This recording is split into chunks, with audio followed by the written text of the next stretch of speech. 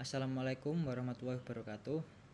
Perkenalkan, nama saya Dimas Aji Argasara dengan NIM 211 030 41107. Di sini saya akan menjelaskan beberapa materi yang telah dipaparkan oleh Bapak Fandi Indra Pratama Eskom Mkom selaku dosen pengampu mata kuliah Pola dan Arsitektur Perangkat Lunak. Di sini saya akan menjelaskan beberapa materi, yaitu ada layer, client server, master slave, pip filter, dan yang terakhir yaitu ada broker.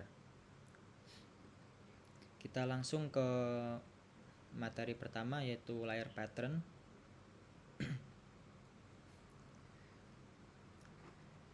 Layer pattern adalah aplikasi yang dapat didekomposisi menjadi kelompok subtugas yang masing-masing berada pada tingkat abstraksi tertentu.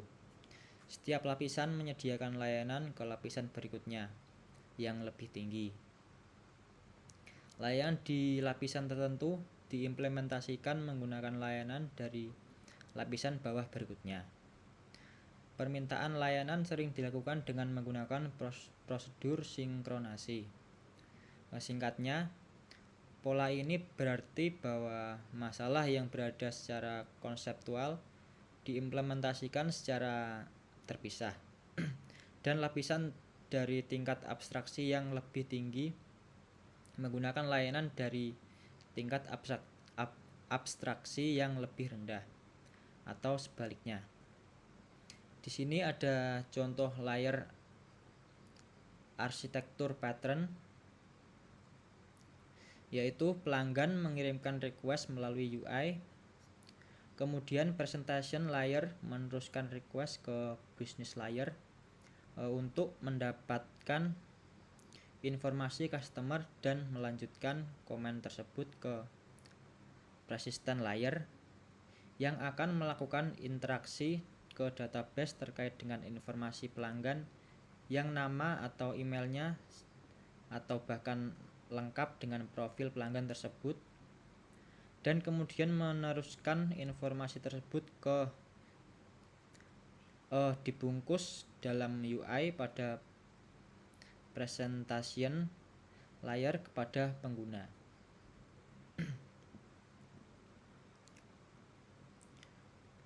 Selanjutnya yaitu materi client server.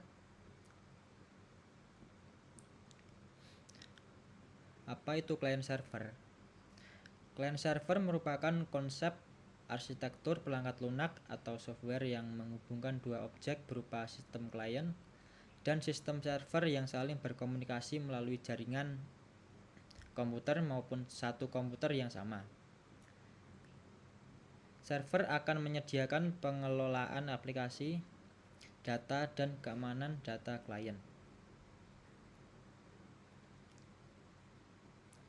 Contoh di sini ada client server pada pertukaran akses web,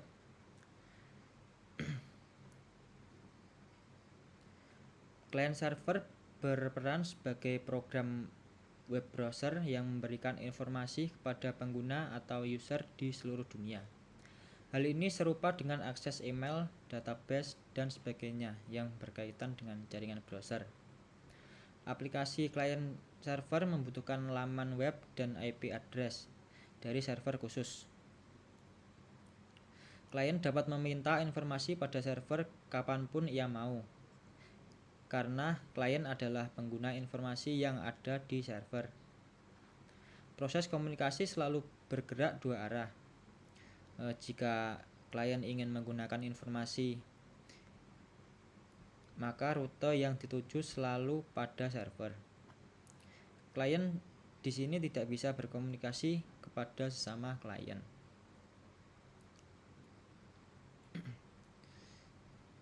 Ada beberapa keuntungan yang diberikan arsitektur client server bagi pengguna, yaitu arsitektur ini klien dapat menyimpan dan mengakses database yang sangat besar. Yang kedua yaitu konsep client server. Dengan konsep client server ini, pengguna dapat meningkatkan kinerja akses data berupa informasi. Kinerja cepat dikarenakan seluruh data disimpan pada satu server yang multitasking.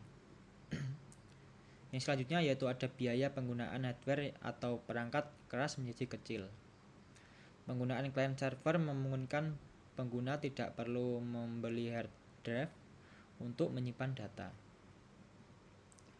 Untuk materi selanjutnya yaitu master slave.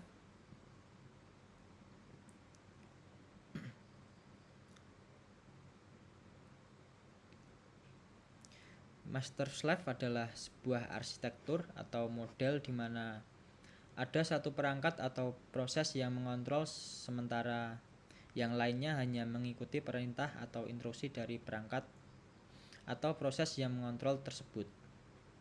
Istilah ini sering digunakan dalam konteks sistem komputer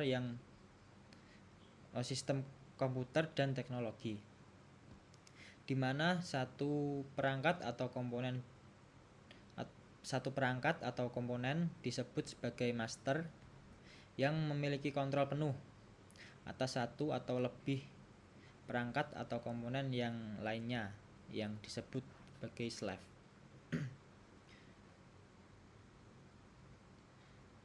Ada contoh master slave yaitu master mendelegasikan pekerjaan yang harus dilakukan beberapa slave.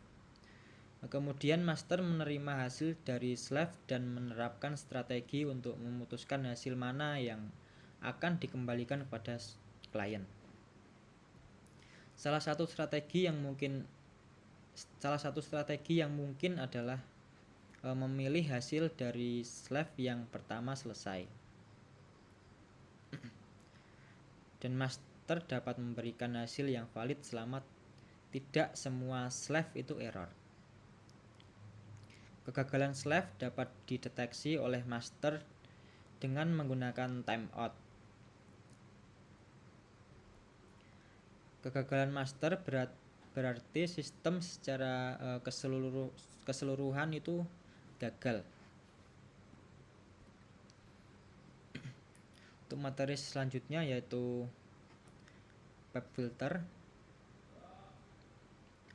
PEP filter adalah pola arsitektur lainnya yang memiliki entitas independen yang disebut filter atau komponen yang melakukan transformasi pada data dan memproses masukan yang diterimanya, dan pipa yang berfungsi sebagai konektor untuk aliran data yang diubah.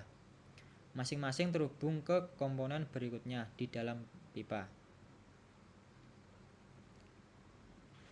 Contoh yang umum dari penggunaan pola PEP filter adalah dalam sistem pemrosesan teks, di mana teks mengalir melalui serangkaian filter yang mungkin melakukan tugas seperti tokenisasi, pembersihan data, analisis sintaksis, atau ekstraksi fitur.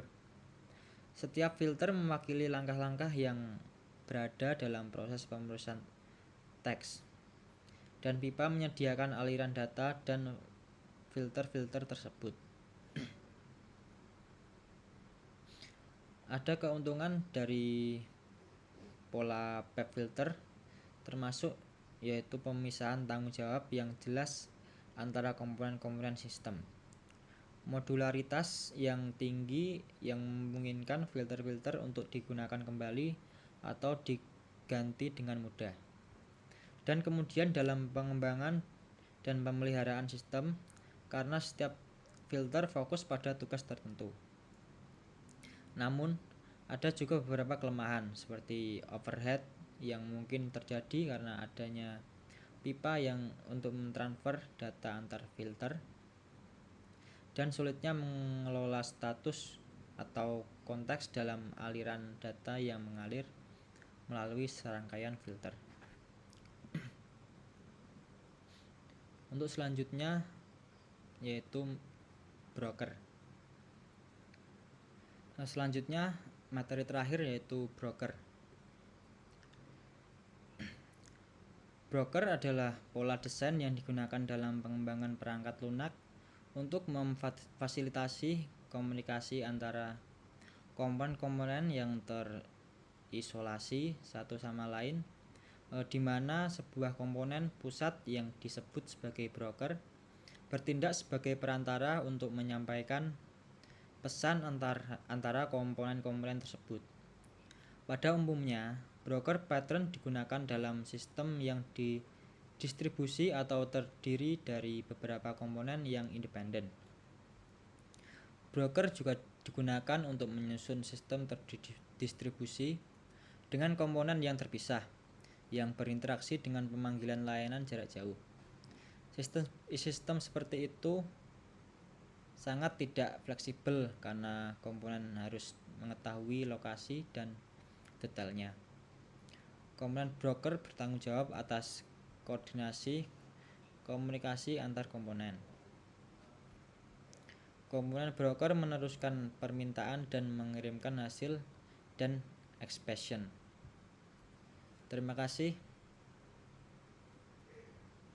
Kurang lebihnya mohon maaf. Apabila ada salah-salah kata, saya mohon minta maaf.